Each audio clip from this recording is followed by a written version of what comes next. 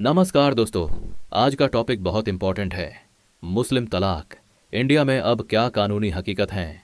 आज मैं आपको सीधे साफ और डिटेल में बताऊंगा, हिस्ट्री से लेकर 2017 सुप्रीम कोर्ट तक, 2019 के कानून तक, और आपको प्रैक्टिकल स्टेप्स भी दूंगा अगर किसी पर इंस्टेंट ट्रिपल तलाक हुआ हो। चले शुरू करते हैं। 3 अल्फाज, तलाक तलाक तलाक। क्या मतलब? क्या उसे शादी तुरंत खत्म हो जाती है? अगर आप मुस्लिम कम्युनिटी से हो या आपके परिचित में हो, ये वीडियो देखना ज़रूरी है। सबसे पहले, इस्लाम में निकाह यानी शादी एक कॉन्ट्रैक्ट है जो सिर्फ दोनों की रजामंदी से होता है। इसमें मेहर दिया जाता है जो दुल्हन का हक होता है उसकी रिस्पेक्ट के लिए। लेकिन तलाक के मामले में अलग अलग इस्लामिक स्कूल्स जैसे हनफी, शाफिई, मालिकी और हनबाली, सबका अपना तारीका या इंटरप्रिटेशन रहा है। कहीं इंस्टेंट ट्रिपल तलाक को माना गया, कहीं थोड़ा अलग सोचा गया। अब मॉडर्न कानून और संविधान के हिसाब से अगर पर्सनल प्रैक्टिस किसी फंडामेंटल राइट से टकराती है तो वहां जुडिशरी स्टेप इन करती है। इसी का एक एग्जाम्पल आगे वीडियो में हम देखेंगे। पिछले कुछ सालों तक कई जगहों पर ऐसा होता था कि एक आदमी सिर्फ 3 बार तलाक बोल के, चाहे गुस्से में या बिना सोचे, अपनी बीवी को तुरंत तलाक कर देता था। इसको तलाक बिद्दात या बोलचाल की भाषा में इंस्टेंट या ट्रिपले तलाक कहते हैं। ये सिर्फ जुबानी नहीं, कई बार फ़ोन कॉल पर, व्हाट्सएप मैसेज या एक सिंपल लेटर से भी दिया जाता था। सोचिए, कोई प्रोसीजर नहीं, कोई डिस्कशन नहीं। इसका सबसे बड़ा है प्रैक्टिकल नुकसान यही था कि अचानक से औरत एकदम से बेसहारा हो जाती थी, बिना किसी तैयारी के। न फाइनेंशियल सिक्योरिटी, न सोशल सपोर्ट, न समझने का वक्त मिलता। अक्सर उसके साथ नाइंसाफ़ी हो जाती थी, उसको पता भी नहीं चलता कि क्या हुआ या आगे उसके राइट्स क्या हैं। इसी रियलिटी को समझने के लिए लीगल डिसीजन आगे डिस्कस करेंगे। 2019 में पार्लियामेंट ने एक बहुत इंपॉर्टेंट लॉ पास किया, मुस्लिम women protection of rights on marriage act 2019। इसका पूरा टेक्स्ट गवर्नमेंट की वेबसाइट पर भी अवेलेबल है। ये एक्ट बेसिकली इंस्टेंट ट्रिपल तलाक को इलीगल और वॉइड डिक्लेयर करता है। यानी अगर कोई आदमी बोली, लिखी या इलेक्ट्रॉनिक फॉर्म में जैसे व्हाट्सएप, एसएमएस, ईमेल 3 तलाक देता है, वो बिल्कुल भी लीगली वैलिड नहीं माना जाएगा, बल्कि एक क्रिमिनल ऑफेंस है। सबसे बड़ी बात, अगर कोई हस्बैंड ऐसा करता है तो इस एक्ट के मुताबिक उसको मैक्सिमम 3 साल तक की जेल हो सकती है, साथ ही फाइन भी लग सकता है। ये ऑफेंस कॉग्नाइजेबल हैं, यानी सीधा पुलिस एफआईआर लिख सकती हैं, लेकिन बेल सिर्फ कोर्ट की परमिशन से ही मिल सकती है और अफेक्टेड वुमन की सुनवाई ज़रूर होती है। दूसरी मेजर प्रोविज़न, अगर किसी औरत पे यह तलाक बोला गया है तो उसको मेंटेनेंस यानी खर्च मिलने का हक है, अपने लिए और डिपेंडेंट बच्चों के लिए भी। कोर्ट यह अमाउंट डिसाइड करेगी। इसके अलावा कस्टडी ऑफ माइनर चिल्ड्रन भी वुमन को मिल सकती है, केस के फैक्ट्स और कोर्ट की डिस्क्रिशन के हिसाब से। और एक इंटरेस्टिंग पॉइंट, यह एक्ट रिट्रोस्पेक्टिवली लागू किया गया, यानी इसका इफेक्ट पीछे से माना गया 19 सितंबर 2008 से। सीधी भाषा में बोलें तो अगर आज कोई भी मुस्लिम हस्बैंड व्हाट्सएप पर बोलकर या लिख कर अपनी बीवी को 3 तलाक एक साथ दे तो वो बिल्कुल इलीगल है, वैलिड नहीं है, और इसके लिए पुलिस एफआईआर भी हो सकती है और जेल भी हो सकता है। अब कानून तो बन गया, लेकिन असल मुश्किल इम्प्लीमेंटेशन में ही आती है। रियल वर्ल्ड में कोर्ट्स और पुलिस के बीच कई बार कोऑर्डिनेशन की कमी दिखी गई है। कई केसेस में ऐसा भी देखा गया कि जब किसी वुमन ने ट्रिपल तलाक की कंप्लेंट की तो पुलिस एफआईआर तो लिख देती है, लेकिन फिर उसमें सही सेक्शन नहीं लगती या प्रोसीजरल लैप्सेस हो जाते हैं। मतलब कई बार पेपर वर्क या लीगल प्रोसेस प्रॉपरली फॉलो नहीं होती। इस वजह से कुछ अक्यूज्ड जल्दी बेल पर भी निकाल आते हैं या केस फालतू में लंबा खिंच जाता है। लेकिन इसका यह मतलब बिल्कुल नहीं कि यह लॉ बेकार है या इसका कोई फ़ायदा नहीं। इसका मतलब सिर्फ ये है कि आज भी सिस्टम को और स्ट्रॉन्ग और अकाउंटेबल बनाना ज़रूरी है, जैसे पुलिस ट्रेनिंग, अवेयरनेस ड्राइव्स और कोर्ट प्रोसेस को स्ट्रीमलाइन करना। जब पुलिस ऑफिसर्स और कॉमन लोग दोनों अपने राइट्स, लॉ की रिक्वायरमेंट्स और प्रोसेस को अच्छे से समझ जाएंगे, तभी इस कानून का असली इम्पैक्ट दिखाई देगा। आखिर में कानून तभी तक पावरफुल है जब वो ग्राउंड पर भी सही से काम करे। तो सोल्यूशन सिर्फ यही नहीं कि लॉ बना दिया और प्रॉब्लम खत्म, बल्कि हमें ज़रूरत है अवेयरनेस की, अकाउंटेबिलिटी की, और ये इंश्योर करने की कि हर महिला जो अफेक्टेड है उसे सही लीगल सपोर्ट मिले। जो सबसे इम्पॉर्टेंट लीगल पॉइंट हैं, इंस्टेंट ट्रिपल तलाक, तलाक ए बिद्दात से शादी तुरंत ख़त्म नहीं होती। लॉ कहता है कि ये वॉइड हैं, यानी बिल्कुल इलीगल और नो इफेक्ट। अगर किसी औरत को इंस्टेंट तलाक दे दिया गया है, चाहे व्हाट्सएप, एसएमएस या वर्बली, तो वो वाइफ कोर्ट में क्रिमिनल कंप्लेंट दर्ज कर सकती है। साथ ही मेंटेनेंस, कस्टडी ऑफ चिल्ड्रन जैसे राइट्स मांग सकती है। कोर्ट उन सब पर प्रॉपर सुनवाई करता है। तो प्रैक्टिकल टिप यही है, लिखित record, proper legal process follow करना और लीगल अवेयरनेस रखे ताकि अपने राइट्स सिक्योर करें। आज के लॉ के हिसाब से सिर्फ सेंसिबल, ग्रेजुअल और म्यूचुअल प्रोसीजर ही वैलिड हैं। अब सवाल यह है कि क्या औरत भी तलाक दे सकती है? इस्लाम में हाँ, औरत के पास भी अपने राइट्स हैं।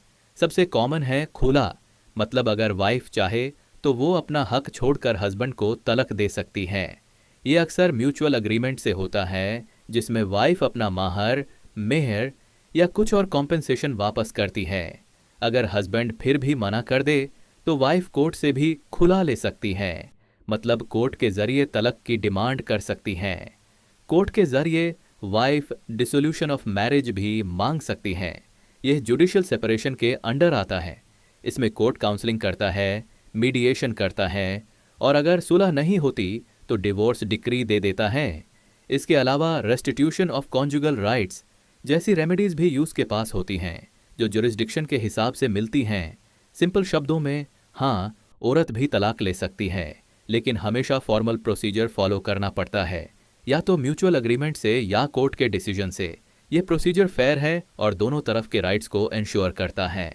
टॉय यह आपके लिए एक मुकम्मल तरीका है अपने राइट्स को समझने का, जिसमें आप डिग्निफाइड तरीके से अपनी जिंदगी को कंट्रोल कर सकते हैं। अब अगर किसी पर इंस्टेंट ट्रिपल तलाक हो जाए तो क्या करना चाहिए? स्टेप बाय स्टेप ये करना ज़रूरी है। सबसे पहले सब कुछ डॉक्यूमेंट करो। WhatsApp messages, audio recordings, calls, witnesses, इन सब का स्क्रीनशॉट या सेव्ड कॉपी रखना बहुत ज़रूरी है। निकाहनामा, फोटोज़, मैसेजेस, ये सब संभाल के रखो ताकि फ्यूचर में प्रूफ हो। फिर सबसे करीब पुलिस स्टेशन जाके FIR फाइल करो। कंप्लेंट में क्लियरली बताओ कि हस्बैंड ने इंस्टेंट तलाक दिया है, स्पोकन, लिखित या इलेक्ट्रॉनिक फॉर्म में जैसे व्हाट्सएप। साथ ही Muslim women protection of rights on marriage act 2019 का जिक्र करो। पुलिस से FIR का एक कॉपी लेना मत भूलना, ये आपके केस के लिए इम्पॉर्टेंट डॉक्यूमेंट है। उसके बाद लीगल या फैमिली कोर्ट में एप्लीकेशन दो, जिसमें आप मेंटेनेंस, नफका, कस्टडी ऑफ बच्चों और प्रोटेक्शन ऑर्डर के लिए मांग कर सकती हैं। कोर्ट आपको इंटरिम मेंटेनेंस और प्रोटेक्शन भी दे सकता है। अगर आपको लीगल मदद की ज़रूरत हो तो स्टेट लीगल सर्विसेज अथॉरिटी, महिला हेल्पलाइंस या NGO से कॉन्टैक्ट करो। ये फ्री लीगल एड प्रोवाइड करते हैं और प्रोसेस समझने में मदद करते हैं। अगर आप घर से निकाली गई हो या सेफ्टी का इशू हो तो पुलिस से प्रोटेक्शन और शील्ड के लिए रिक्वेस्ट करो। शेल्टर होम का ऑप्शन भी होता है, जहां टेम्पोरेरी सेफ्टी मिल सकती है। अपने केस के लिए स्ट्रॉन्ग एविडेंस और गवाहों का जिक्र करो, जैसे काजी, इमाम, फैमिली मेंबर्स या ट्रस्टेड फ्रेंड्स। ये सब विटनेस आपके लिए सपोर्ट प्रोवाइड करेंगे। FIR के बाद चार्जशीट, पुलिस इन्वेस्टिगेशन और कोर्ट हियरिंग्स का प्रोसेस फॉलो करना होता है। इस दौरान आप लॉयर से कंटिन्यूअस कांटेक्ट में रहिए ताकि हर स्टेप पर गाइडेंस मिलती रहे। नोट, प्रैक्टिकल लाइफ में कोर्ट्स में कभी कभी डिलेज लगते हैं, इसलिए लीगल एड और NGO सपोर्ट लेना बहुत मददगार होता है। ये स्टेप्स आपको एक स्ट्रॉन्ग बेस देंगे इंस्टेंट ट्रिपल तलाक जैसे मुश्किल वक्त में अपने हक के लिए लड़ने के लिए। चलिए अब बात करते हैं कुछ कॉमन मिसकंसेप्शंस की जो लोगों के जहन में होती हैं ट्रिपल तलाक को लेकर। सबसे पहला मिसकंसेप्शन ये है कि 3 तलाक बोलते ही शादी तुरंत खत्म हो जाती है। ये गलत है। कानूनी तौर पे इंस्टेंट ट्रिपल तलाक वॉइड है, मतलब उसका कोई लीगल असर नहीं है। मतलब तुरंत तलाक वैलिड नहीं होता, शादी तभी खत्म होती है जब प्रॉपर लीगल प्रोसेस कंप्लीट हो जाता है। दूसरा मिसकंसेप्शन ये है कि अब मुस्लिम लोग तलाक नहीं दे सकते। ये भी गलत है। तलाक देना अभी भी पॉसिबल है, लेकिन प्रॉपर प्रोसीजर के थ्रू, जैसे तलक अहसान, तलक हसान या खुला। इन तरीकों का अपना एक ढंग है और ये सब लीगल तौर पे वैलिड तरीके हैं। तीसरा मिसकंसेप्शन ये है कि ये कानून सिर्फ पॉलिटिक्स का हिस्सा है। इस पर लोग अलग अलग तरीके से डिबेट ही करते हैं, लेकिन आपको याद रखना चाहिए कि इसका असली मकसद मुस्लिम महिलाओं के बेसिक प्रोटेक्शन को एंश्योर करना था, उनके फंडामेंटल राइट्स को सुरक्षा देना था, ताकि वो बिना किसी गलत फायदे के अपनी जिंदगी जी सकें। तो ये मिसकंसेप्शंस हम सबको क्लियर करनी चाहिए, ताकि हम सही जानकारी लेकर अपने और दूसरों के हक के लिए खड़े हो सकें।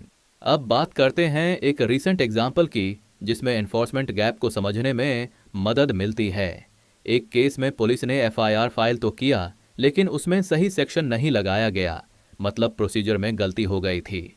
ये छोटी सी गलती नहीं थी, क्योंकि सही सेक्शन ना होने से केस का एक्शन डिले हो सकता था या अक्यूज्ड को गलत फायदा मिल सकता था।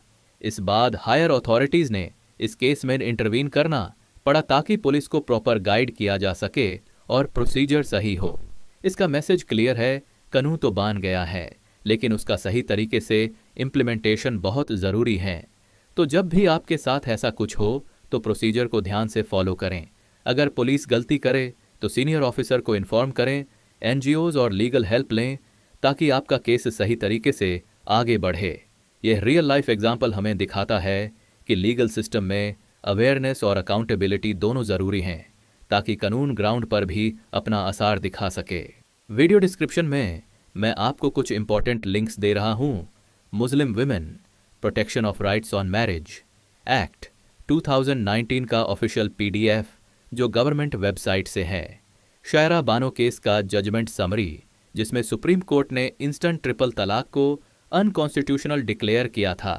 पीआरएस लेजिस्लेटिव रिसर्च और बिल नोट्स, जहां से आपको इस लॉ का डिटेल्ड एनालिसिस मिलेगा। एनजीओज और महिला हेल्पलाइंस के कॉन्टैक्ट लिंक्स। अगर आपको लीगल मदद चाहिए हो तो इनसे संपर्क कर सकते हैं। अगर आपको लीगल हेल्प चाहिए तो कमेंट्स में ज़रूर बताइएगा। मैं आपके लिए एनजीओज के लिंक्स शेयर कर दूंगा। ये लिंक्स आपको इंस्पायर्ड करेंगे अपने राइट्स समझने और उनके लिए लड़ने में बिना किसी मुसीबत के। अगर आप तलाक के केस में कानूनी मदद लेना चाहते हैं तो ये 5 इंपॉर्टेंट कानूनी प्रोविजंस हैं जो आपको पता होने चाहिए। Section 125 of the CrPC code of criminal procedure. ये सेक्शन महिला को मेंटेनेंस नफका दिलाने के लिए है। अगर हस्बैंड खर्चा नहीं देता तो आप इसके तहत कोर्ट में अपील कर सकती हैं। मुस्लिम women protection of rights on marriage act 2019, इसका मतलब होता है इंस्टेंट ट्रिपल तलाक इलीगल है। अगर कोई हस्बैंड ऐसा करता है तो एफआईआर फाइल कर सकती हैं और कोर्ट से मेंटेनेंस और कस्टडी मांग सकती हैं। Dissolution of Muslim marriage act, इस एक्ट से महिला कोर्ट में अपना शादी तोड़ने के लिए पिटीशन दाखिल कर सकती है, जैसे खुला या जुडिशियल तलाक फैमिली कोर्ट्स एक्ट 1984। इस एक्ट के तहत आप अपनी तलाक, मेंटेनेंस, कस्टडी के मामले फैमिली कोर्ट में आसानी से चला सकती हैं, जहां जल्दी सुनवाई होती है। Protection of women from domestic violence act 2005 PWDVA, अगर आपको अपने पति या ससुराल वालों से हिंसा का सामना करना पड़े तो इस एक्ट के अंतर्गत आप प्रोटेक्शन ऑर्डर, पुलिस प्रोटेक्शन या शेल्टर की डिमांड कर सकती हैं। यह नाम और सेक्शंस आपको कानूनी मदद लेने में आसानी देंगे। अगर किसी स्टेज पर कंफ्यूजन हो तो अपने लोकल लॉयर से पूछना सबसे बेहतर रहेगा।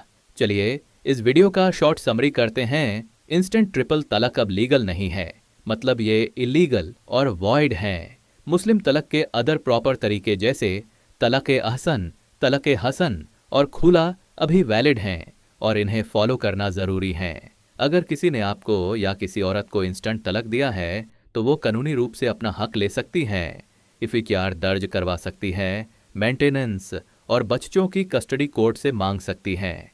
ये कानून महिलाओं को सुरक्षा देने के लिए बना है, लेकिन ग्राउंड पर इसका असर तभी हो सकता है जब लोगों में अवेयरनेस हो और कानून को सही तरह लाइक किया जाए। अगर आपको ये वीडियो पसंद आया हो तो प्लीज़ लाइक करें, शेयर करें और चैनल को सब्सक्राइब करके बेल आइकॉन भी ज़रूर दबाएं, ताकि आपको मेरे फ्यूचर वीडियोस की अपडेट्स मिलती रहें। अगर चाहें तो मैं इस टॉपिक पर एक छोटा और क्रिस्प शॉर्ट फॉर्म वीडियो भी बना के दूंगा, सिर्फ कमेंट्स में बताइए। और हाँ, आपके सवालों के डिटेल्ड जवाब के लिए भी कमेंट्स सेक्शन में लिखना मत भूलिएगा। धन्यवाद। डिस्क्लेमर के लिए छोटा ओवरले, मैं लीगल प्रोफेशनल नहीं हूँ। यह वीडियो सिर्फ आपकी जानकारी के लिए है। कोई भी स्पेसिफिक लीगल एडवाइस के लिए अपने लोकल लॉयर या लीगल एड से संपर्क करें।